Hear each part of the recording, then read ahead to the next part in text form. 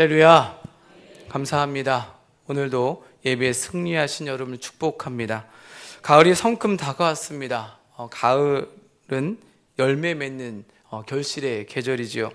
결실의 계절에 저와 여러분의 삶에 기도의 열매, 또 말씀의 열매, 전도의 열매, 성령의 열매를 맺기를 주님의 이름으로 축원합니다. 몇 주 전에 아내가 저에게 이렇게 카톡을 보냈습니다. 자기야 이렇게 문자나 카톡이 올 때 가장 무섭습니다. 혹시 내가 잘못한 게 있는 건 아닌가? 혹시 어떤 일이 있는 건 아닌가라는 생각을 하기 때문에 그렇습니다.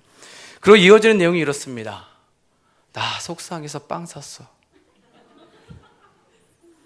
도대체 이게 무슨 말일까요? 순간 저는 이 문자를 보고 속상해서 빵을 사? 속상한 거랑 빵이랑 도대체 무슨 상관이 있지? 하면서 이렇게 이제 답을 했습니다. 속상해서? 무슨 소리야? 속상해서 빵을 샀다고? 도대체 이게 무슨 말이야? 라고 문자를 보냈습니다.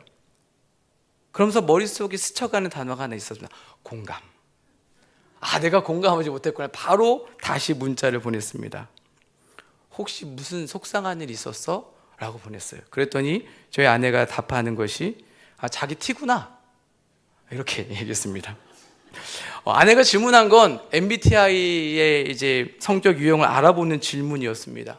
그러니까 MBTI 성격 유형 중에 상대방의 마음을 공감하면 F, 또 무슨 빵을 샀는지, 몇 개를 샀는지를 사실을 입각해서 물어본다면 T, 바로 이 성격을 물어보기 위해서 저한테 질문한 것입니다. 요즘에 SNS에서 유행하는 이 질문이라고 합니다. 그래서 자녀들에게 또한 남편에게 물어본다고 합니다. 그러면서 어떻게 반응하는지, 그래서 F인지 T인지를 구별한다는 것이지요. 저는 원래 사실 간격을 따지는 성격입니다. 그런데 이제 사역을 하면서 성도님들에게 조금 이제 공감을 하려고 노력 중에 있습니다. 그러나 가족들에게는 원래 성격대로 잘 공감을 못합니다. 그래서 아들이 늘 저에게 아빠 T지? 왜 내가 말하는데 공감해주지 않아? 라고 말을 자주 합니다. 이렇듯 사람의 성향과 성격은 이제 삶에 영향을 줍니다. 마찬가지로 신앙생활에도 영향을 받게 됩니다. 제가 어렸을 때 어머니께서 자주 저에게 하셨던 말씀이 있어요. 제가 삐지면 이마를 탁 치면서 야, 이마가 좁으니까 속도 좁지. 이마 좀 넓혀져라고 쳤습니다. 그래서 자주 떼서 지금 좀 넓어졌어요. 이것이 제 마음이 넓어진 건지 아니면 숱이 조금씩 사라지는 건지 모르겠지만 하여튼 이제 그만 좀 넓어졌으면 좋겠습니다.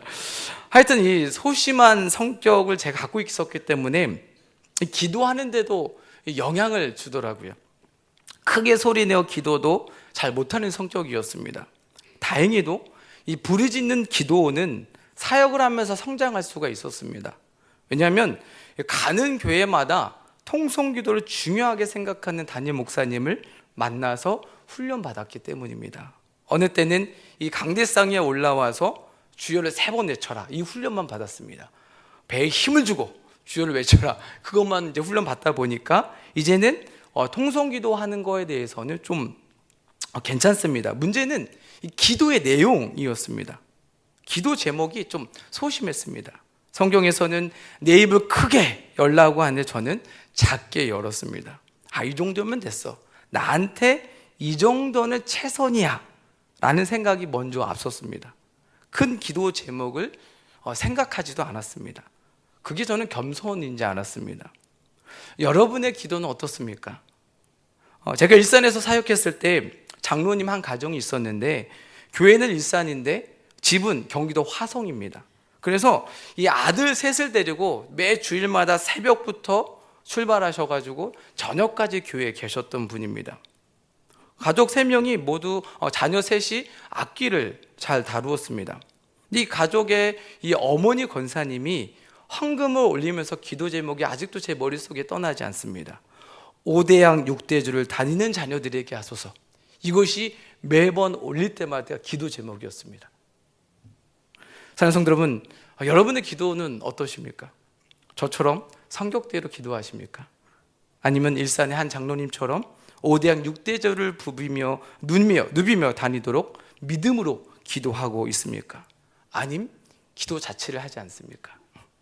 기도 먼저란 책에서 저자 그리어는 우리가 기도하지 않는 이유 중 하나는 아주 단순하다. 우리가 하나님의 도우심을 얼마나 절실히 필요로 하는지를 깨닫지 못하기 때문이다. 일상 기도의 저자 밀러는 우리가 기도하지 않는 이유는 시간과 돈과 재능만 있으면 뭐든 극복할 수 있다고 내심 확신하기 때문이다 라고 말했습니다. 인생 가운데 하나님의 필요를 깨닫지 않으면 기도하지 않습니다. 내 힘으로 모든 것을 할 수 있는 능력을 갖고 있다면 기도하지 않습니다. 그러한 삶에는 하나님이 없습니다. 자기만 남습니다. 기도하지 않는다는 것은 결국 하나님을 인정하지 않는 것입니다. 기도는 하나님을 인정하는 고백입니다. 기도는 하나님께 모든 것을 맡기고 하나님이 내 인생의 주인임을 선포하는 것입니다. 기도는 내 능력으로 사는 것이 아니라 하나님의 능력으로 사는 것입니다. 기도는 하나님의 인도하심을 인정하는 것입니다. 예수님을 나의 구주로 삼고 내 삶의 중심으로 모셨다면 기도는 당연한 것이 되어야 합니다.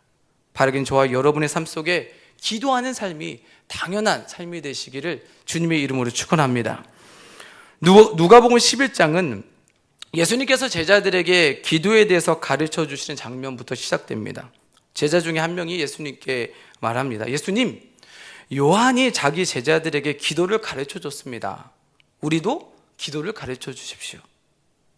기도를 가르쳐 달라는 제자의 요청이 예수님께서 가르쳐 주신 기도가 우리가 알고 있는 주기도문입니다.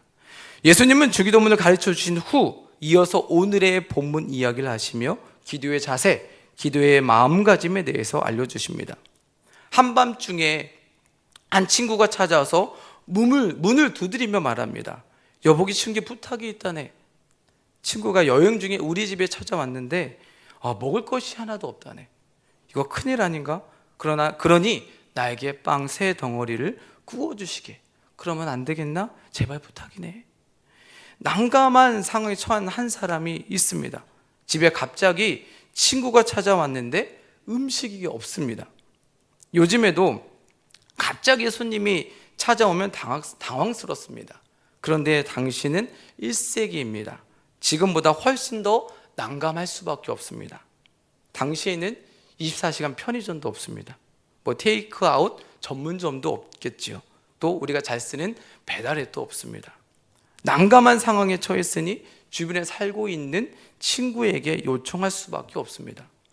그래서 친구에게 가서 요청한 것입니다. 그런데 집 안에 있는 친구는 더 난감합니다. 아니, 불쾌합니다. 그래서 다음과 같이 대답합니다. 친구요, 이것은 나를 괴롭게 하는 것일세. 문이 이미 닫혔고 우리 아이들이 나와 함께 침대에 누웠다네. 내가 일어나 당신에게 줄 수 있는 형편이 아니라네. 미안하네 친구. 이러한 지금의 상황, 이 본문 속에 나타난 상황은 단순하지 않습니다. 한밤중에 음식을 요청하는 것 쉽지 않습니다. 어쩌면 거절당하는 것이 당연한지 모릅니다. 그런데 예수님은 이러한 상황에 대해서 이야기하면서 제자들에게 뭐라고 말씀하십니까?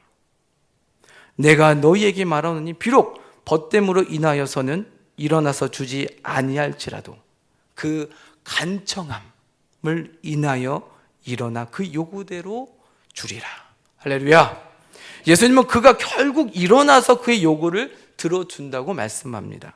그 이유가 무엇입니까? 친구라서 들어주는 것이 아니라 그의 간청함 때문이라고 말씀하십니다. 그러면서 우리가 잘 알고 있는 말씀을 이어서 합니다. 9절과 10절의 말씀입니다. 내가 또 너에게 이르노니 구하라 그러면 너에게 주실 것이요 찾으라 그러면 찾아낼 것이요 문을 두드리라 그러면 너에게 열릴 것이니 구하는 이마다 받을 것이요 찾는 이는 찾아낼 것이요 두드리는 이에게는 열릴 것이니라. 할렐루야. 간청함으로 구하면 주실 것이고 찾으면 찾아낼 것이고 두드리면 열릴 것이다. 그러니 간청하라, 기도하라 라고 말씀하십니다. 예수님의 예화에서 중심 단어는 간청입니다. 간청. 일부 영어 성경에서는 간청함을 대담함 또는 뻔뻔스러움으로 번역합니다. 대담하고 뻔뻔스럽게 문을 두드리면 들어주신다는 말씀입니다. 우리나라 이 성경에서는, 역본에서는 간청을 끈질기게 졸라대다 라고 번역하는 번역본도 있습니다. 예수님께서 우리에게 가르쳐 주시는 기도는 대담한 기도입니다. 뻔뻔한 기도입니다. 대담한 기도를 가르쳐 주시고 계십니다. 바로 저와 여러분의 기도가 예수님께서 가르쳐 주신 이 대담한 기도가 되기를 바랍니다. 대담한 기도를 통해 쉬지 않고 우리를 위해 일하고 계시는 하나님을 만나시기를 주님의 이름으로 간절히 축원합니다. 그렇다면 대담한 기도는 어떤 기도일까요? 본문에서 대담한 기도가 어떤 기도로 가르쳐주고 있습니까? 첫째, 대담한 기도는 큰 꿈과 큰 소망을 품고 하는 기도인 줄로 믿습니다. 본문의 예화에서 우리가 놓치기 쉬운 것이 있습니다. 그것은 밤에 친구 집에 찾아온 사람의 요구입니다. 그는 구체적으로 무엇을 요구하고 있습니까?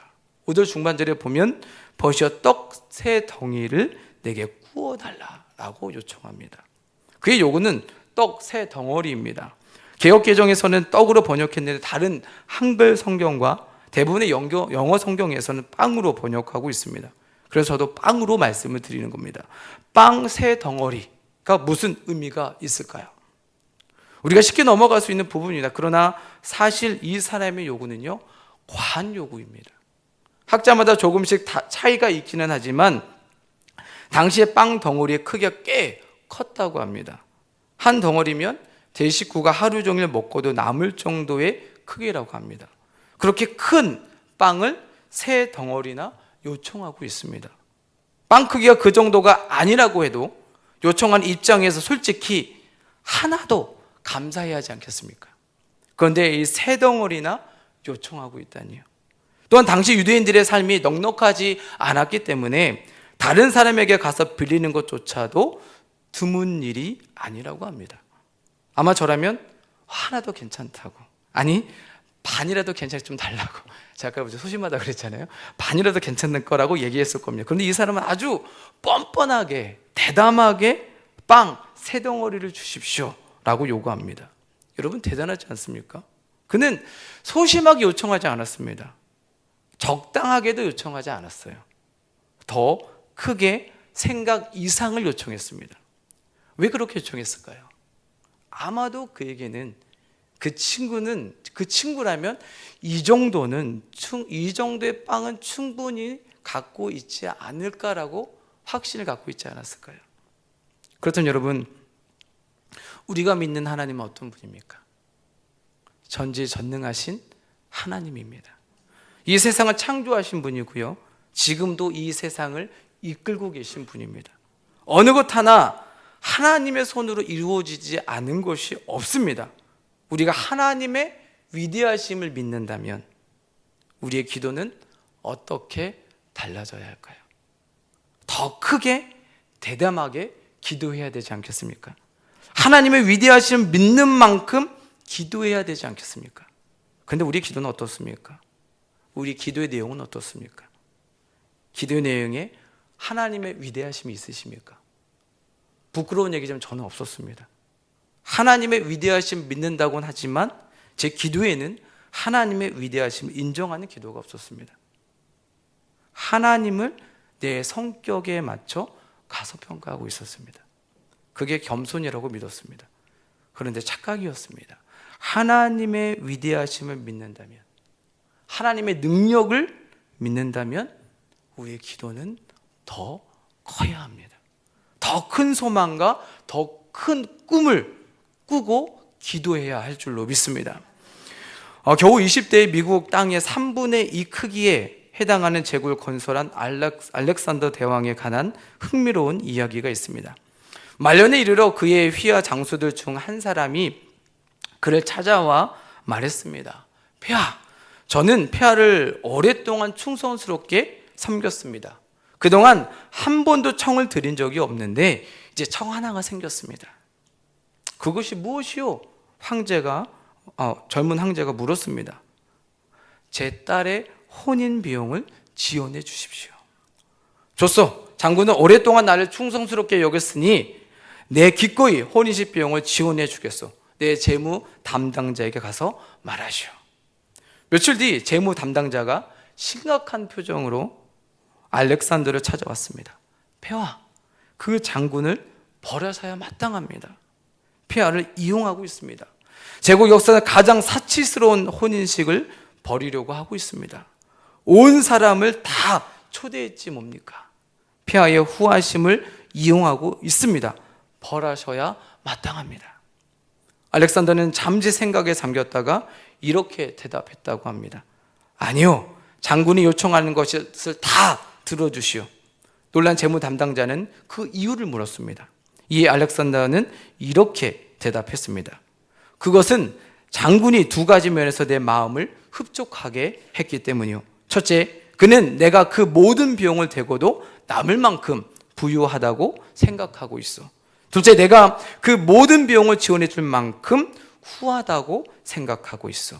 그는 나를 부유하고 후한 황제로 보고 있어. 그러니 그의 요구를 들어줄 것이요. 그는 나를 그만큼 대단하게 보고 있어.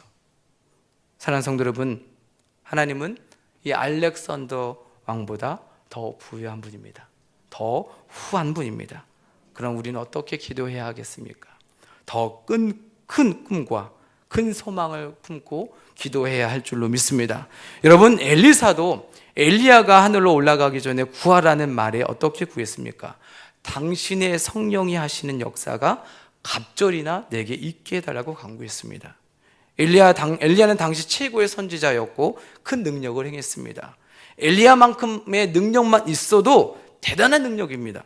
그런데 그는 갑절의 능력을 달라고 구했습니다. 더 큰 꿈과 소망을 품었습니다. 그래서 저도 요즘은 좀 가슴을 좀 넓게 가졌습니다. 그래서 큰 꿈과 소망을 품고 기도하고 있습니다. 과거에는 소심하게 기도했습니다. 저는 그저 성령 충만한 사역자가 되어서 병 고침의 은사가 있었으면 좋겠습니다 하고 기도하고 있었습니다. 이것도 저에게는 큰 기도라고 생각했었습니다. 그런데 이번 설교를 준비하면서, 그리고 담임 목사님께서 기도 모임에 다녀오신 후에 하신 말씀을 듣고 저에게 더 큰 꿈과 소망이 생겼습니다. 그것은 주님, 저에게 성령의 은사를 주세요. 방언의 은사를 주셨으니 방언으로 시작해서 통변의 은사, 예언의 은사, 투시의 은사를 주세요. 거기에 병고침의 은사까지 주세요. 이 은사들을 통해서 교회와 성도들에게 유익을 줄 수 있는 목회자가 되고 싶어요. 하나님, 이 은사를 저에게 부어주세요라고 새벽마다 기도하고 있습니다. 그동안 잘하지 않았던 방언 기도로 계속 기도하며 부르짖고 있습니다. 기도가 찼을 때 하나님께서 반드시 이루어 주실 줄로 믿습니다. 바라긴 여러분의 기도도 크신 하나님의 능력을 믿고 더 큰 소망과 꿈을 품는 기도, 대담한 기도를 드리시기를 주님의 이름으로 간절히 축원합니다. 하나님은 우리가 생각하는 것보다 훨씬 더 크고 능력 있는 분이십니다. 우리가 믿는 만큼 하나님께서 행하십니다. 주님의 크심과 위대하심을 믿고 큰 꿈과 소망을 품는 대담한 기도를 하시는 저와 여러분이 되시기를 주님의 이름으로 축원합니다. 둘째, 대담한 기도는 담력과 용기를 품고 하는 기도입니다. 친구에게 간청하러 온 사람은 언제 찾아왔습니까? 5절 전반절에 보면 누가 벗이 있는데 밤중에 그에게 가서 말하기를. 밤중에 친구 집을 찾아갔습니다. 모두가 잠든 시간이었습니다. 아니야 다를까 7절 중반절에 보면 나를 괴롭게 하지 말라. 문이 이미 닫혔고 아이들이 나와 함께 침실에 누웠으니 일어나 내게 줄 수가 없노라 라고 말합니다. 당시에는 전기도 없었습니다. 해가 저물면 다들 잠자리에 들었습니다. 여기서 밤중은 현대인들의 경우처럼 잠자리에 들기 한두 시간 전을 의미하지 않습니다. 말 그대로 모두가 잠든 깜깜한 밤을 의미합니다. 잠이 든 지 한참이 지났을 것입니다. 깊은 수면에 빠져 있는 친구를 깨운 것입니다. 그러니 그의 대답, 나를 괴롭게 하지 말라는 말은 당연한 것입니다. 거기에 아이들과 함께 침실에 누워 있었던 것도 놓치지 말아야 합니다. 당시에는 대부분의 사람들이 방 하나가 있는 집에 살았다고 합니다.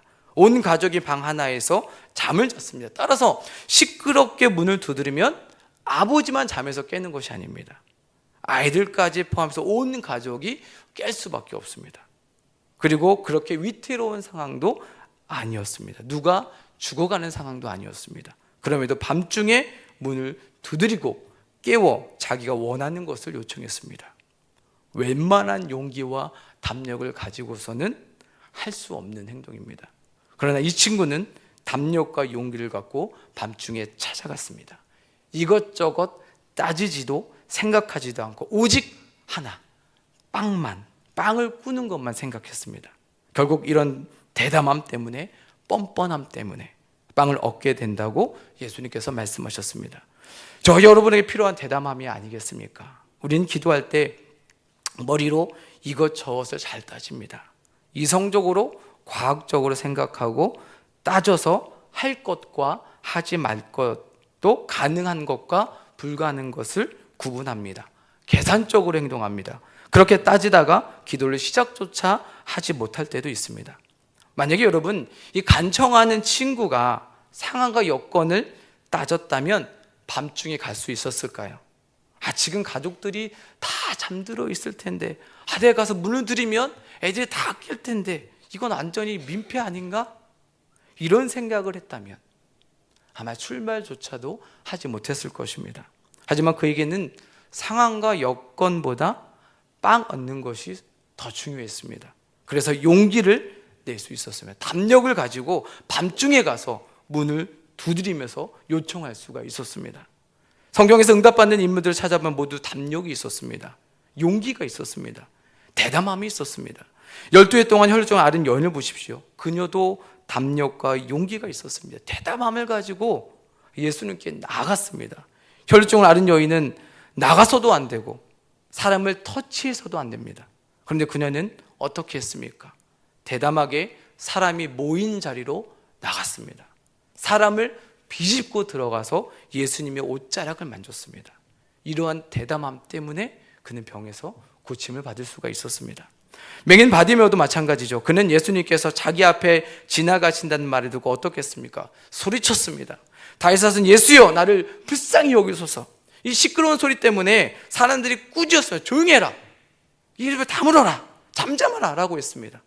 그러나 바디메오는 거기에 주눅들지 않았습니다. 더 담대하게 담력과 용기를 가지고 소리쳤습니다.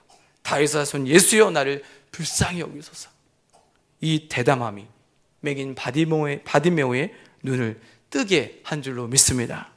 여러분, 상황과 여건에 기도가 밀리지 않기를 바랍니다. 하나님은 우리가 상황과 여건에 상관없이 간구하기를 원하십니다. 대담하게 용기를 갖고 담력을 갖고 기도하기를 원하십니다. 그럴 때 하나님은 우리의 기도에 응답해 주실 줄로 믿습니다. 사랑하는 성도분, 담력과 용기를 품는 대담한 기도가 무엇이겠습니까? 상황과 여건에 상관없이 기도의 자리를 지키는 것입니다. 그래도 기도하는 것입니다. 그럼에도 불구하고 기도하는 것입니다. 남들의 시선을 생각하지 않고 기도하는 것입니다. 상황에 지배받지 않고 용기를 내시기를 주님의 이름으로 간절히 축원합니다. 담력이 필요한 기도가 있습니까? 여러분의 기도 제목 가운데 주변의 상황, 여건 때문에 이렇게 기도해도 될까? 이렇게 해도 될까 하는 기도가 있습니까? 여러분, 용기를 내십시오. 담력을 가지고 하나님 앞에 대담하게 기도할 때에 하나님의 응답하심이 저와 여러분의 삶 가운데 있게 될 줄로 믿습니다. 셋째로, 대담한 기도는 선하신 하나님을 믿는 믿음을 품고 하는 기도입니다. 11절부터 13절의 말씀을 보면 너희 중에 아버지 된 자로서 누가 아들의 생선을 달라 하는데 생선 대신에 뱀을 주며 알을 달라 하는데 전갈을 주겠느냐? 너희가 악할지라도 좋은 것을 자식에게 줄 줄 알거든 하물며 너희 하늘 아버지께서 구하는 자에게 성령을 주시지 않겠느냐? 우리 하나님은 졸지도 않으시고요, 우리의 모든 필요를 아시는 분입니다. 우리는 부엌에 있는 떡만이 아니라 자신의 찢어진 살이라는 떡을 주시는 분에게 기도하는 것입니다. 우리가 누구이며 누구에게 요청하는 것인지를 알면 대담하게 기도할 수 있습니다. 크게 기도할 수 있습니다. 관계가 가까울수록 요청도 대담해지기 마련이기 때문입니다.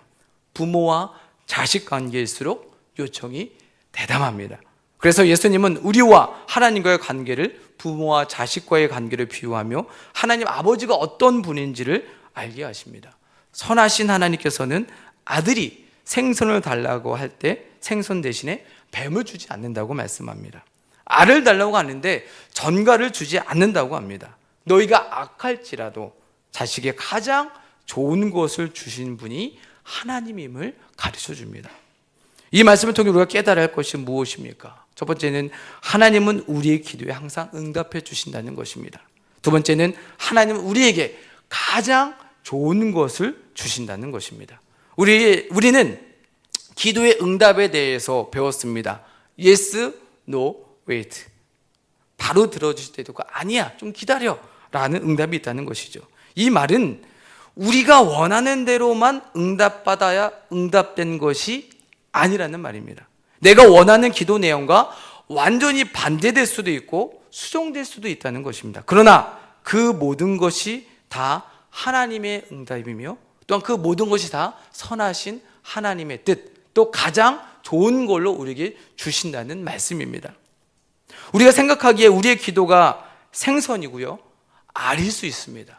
우리가 하는 모든 기도가 생선이고 알일 수 있어요. 근데 하나님이 생각했을 때는 생선이 아니라 뱀일 수 있습니다. 또 하나님이 생각했을 때 알이 아니라 정갈일 수 있어요. 그래서 그것을 안 주시는 것일 수도 있다는 것입니다. 그것이 우리에게 좋은 것이 아니기 때문에 응답하지 않을 수도 있다는 말씀입니다. 우리의 생각과 다르게 응답해도 그것이 최선임을, 최고임을 인정하라는 말씀입니다. 내가 원하는 대로 되지 않았다고 하나님을 원망하거나 절망하지 말라는 것입니다. 하나님의 응답은 늘 선하시고 최선의 방법, 우리가 가장 좋은 것을 주시는 분임을 믿고 인정하고 대담하게 기도하라는 것입니다. 응답되지 않는 기도를 수없이 분석하고 또 분석해도 하나님이 응답해 주시지 않는 이유를 이해할 수 없을 때가 참 많습니다. 그것이 무엇을 의미하는지 혹은 무엇이 부족해서 그런 것인지 알 수 없습니다. 응답되지 않을 때 우리가 오해하는 것이 있습니다.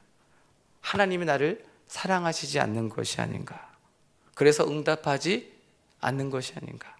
여러분 그럴까요? 아니겠죠. 우리가 하나님의 자녀라는 확신만 있다면 기도가 당장 응답되지 않는 것처럼 보인다 해도 우리는 버림받았다는 뜻이 아닙니다. 응답되지 않은 기도에 관해서 고민할 수 있습니다. 그렇지만 나를 향한 하나님의 마음에 관해서는 고민할 필요가 없다는 것입니다. 선하신 하나님께서 우리 인생에 가장 알맞은 것을 계획하고 있기 때문입니다. 지금 당장은 아니더라도 선하신 하나님은 우리에게 가장 좋은 것을 주시는 분이기 때문입니다. 바라기는 선하신 하나님을 믿는 그 믿음을 품는 대담한 기도, 내가 원하는 방법대로 이루어지지 않더라도 기도할 수 있는 그런 대담함이 저와 여러분에게 있기를 주님의 이름으로 간절히 축원합니다. 하나님께서 원하시는 것은 선하신 하나님을 믿는 그 믿음입니다. 하나님께 나에게 가장 좋은 것을 주시는 분임을 믿고 기도하는 그러한 모습을 저와 여러분에게 원하신다는 것입니다. 바라기는 대담한 기도, 선하신 하나님을 믿는 믿음으로 기도하시기를 주님의 이름으로 간절히 축원합니다. 18세기 영국의 위대한 전도자 존 웨슬리 목사님께서 기도에 대해 유명한 말을 남겼습니다. 나는 하나님이 이 땅에서 기도 응답 외에 아무것도 하시지 않는다고 나는 확신한다. 나는 하나님이 이 땅에서 기도 응답 외에 아무것도 하시지 않는다고 나는 확신한다. 이게 무슨 말입니까? 이 땅 가운데 하나님의 응답이 늘 있다는 말씀이죠. 여러분 그렇습니다. 하나님은 우리를 위해 늘 일하십니다. 하나님은 우리가 대담한 기도를 하길 원하십니다. 위대한 성도는 그만 기도하라는 말을 들어야 할 만큼 끈질기게 기도한다고 합니다. 바라기는 저와 여러분 모두가 하나님께서 그만 됐어 라고 말씀하실 때까지 끈질기게 그리고 대담하게 기도하기를 바랍니다. 대담한 기도를 통해 저와 여러분의 삶 속에서 함께 하시는 하나님을 만나고 더 전능하신 하나님의 역사를 크게 이루는 삶을 사시는 저와 여러분이 되시기를 예수 그리스도의 이름으로 간절히 축원합니다. 기도하겠습니다. 하나님, 우리가 하나님께 대담한 기도를 드리기 원합니다.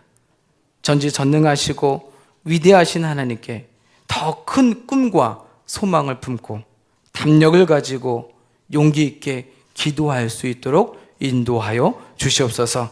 우리가 하나님의 자녀이며 하나님은 우리의 아버지임을 잊지 않고 선하신 하나님을 믿는 믿음으로 기도하게 하여 주시옵소서. 우리와 함께 하시는 예수 그리스도의 이름으로 기도합니다. 아멘.